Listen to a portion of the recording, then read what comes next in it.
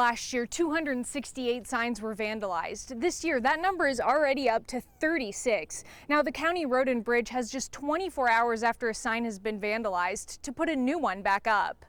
These machines spent over 11 hours printing on Monday, and they weren't done until after midnight. So first thing Tuesday morning, one of the employees had to pack them all up and drive to Kansas City to deliver these posters to Sprint by 10 a.m.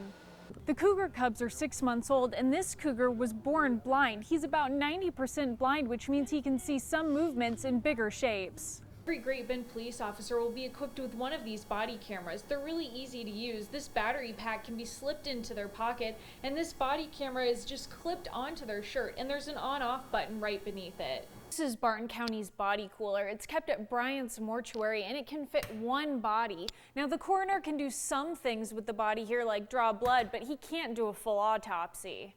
We like to have a sense of humor here at Lucas, in case you haven't noticed. That humor led to Lucas's Bold Plaza, a public restroom shaped like a giant sunken toilet. Well, at first it was a little bit disgusting to some of our locals to think of, but now people drive by and don't even know it's a sunken toilet. Inside of the restroom is just as eclectic and intricate as the outside, and all this detail took 4 years to complete. Well, we're already pretty quirky or a little unusual here in Lucas, so why be the same thing? Let's make something weird. Make something that goes along with what we're doing here. That something weird includes a sculpture of a dog drinking out of the toilet bowl. Swirling water there in the center of the toilet. Of course, these are true items that people have told us they dropped into a toilet at some point in their life. The mosaic art was all done by locals, and the town of 400 is excited for the recognition. It was just a little off-center, but that's what we wanted to be. It takes quite a leap of faith for a small community to step out and do something this exotic, and here we're just reaping the rewards over and over. In Lucas, Molly Hadfield, KSN News. This is our last-ditch effort because we don't have anything else to try. Owen is 7 years old. He's had seizures for most of his life.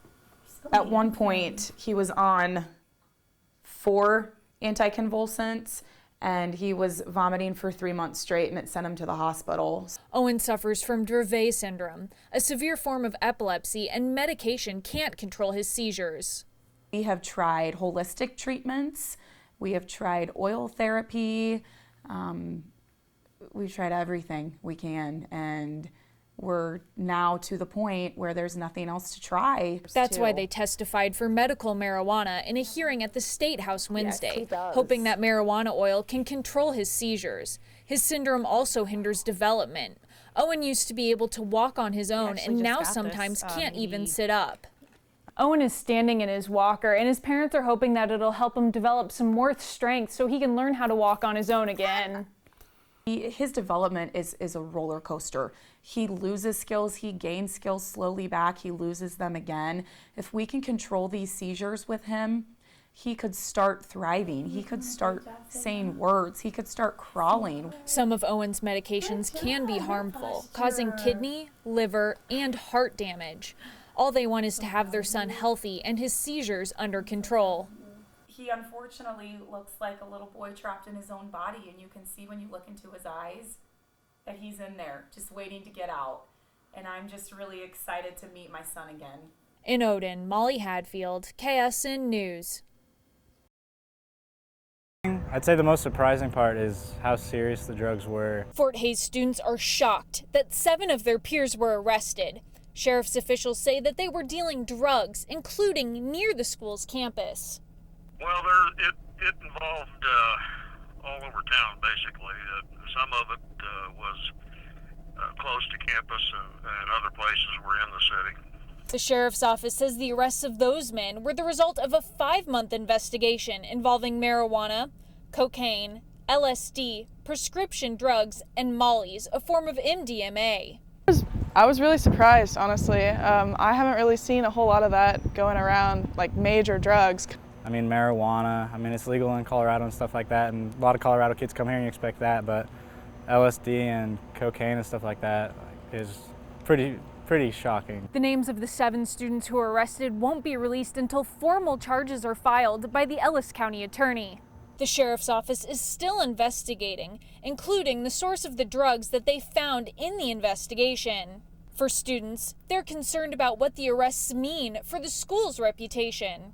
I guess it's kind of disappointing that, kind of gives Fort Hays a bad rap, and people kind of think it's a party school and stuff like that, and since I've been here, that's not the case. In Hays, Molly Hadfield, KSN News.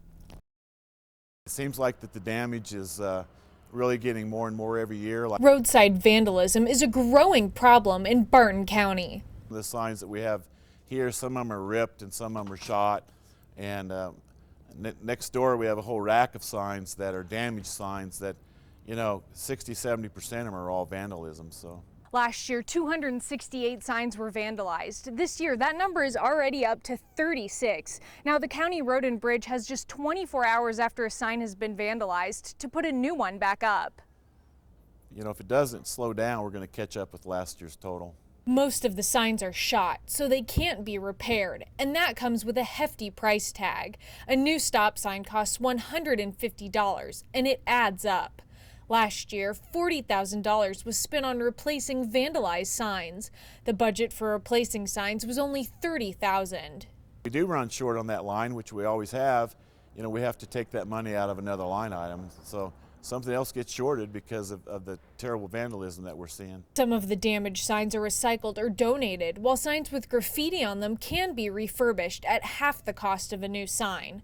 But trying to find those responsible isn't easy, especially when the crimes happen in rural areas. Sometimes they're in remote areas, and obviously law enforcement can't be in that one place, this is happening. So it's going to take a lot of eyes out there to see what's going on with it. In Great Bend, Molly Hadfield, KSN News. I think it's a great cause because we need to repay our veterans. For Warren Vincent, he shows his support for our veterans one bag at a time. For 4 years, he's been scouring McPherson County looking for cans to recycle. Once a week, he drives to Hutch to sell them, donating the money to honor flights. I get a little emotional sometimes. Sometimes when I'm driving back from here, I'll get some tears in my eyes because I know I'm doing the right thing. There are around 400 pounds worth of aluminum cans in these bags, and Warren donates them once a week. He's been able to send 9 veterans on honor flights this year and 25 over the past 4 years. I think we owe them to send them. And when they get on there, they turn 18 again. We're talking 80 and 90-year-old men and women that when they get on the flights, they act like they're 18 again with all the rest of the buddies and stuff. Warren has been piling his bags full of cans in the back of a small truck for years. Now, thanks to donations, he'll be getting a trailer that'll make it easier for him. It'd be a lot easier if he had a trailer with sides on it that he could just throw everything in there and bring a lot more at once. A lot less work on his part, and he already does a lot as it is. Warren hopes to send 6 more veterans on honor flights this year. It's just wonderful, the following we have. In Hutchinson, Molly Hadfield, KSN News.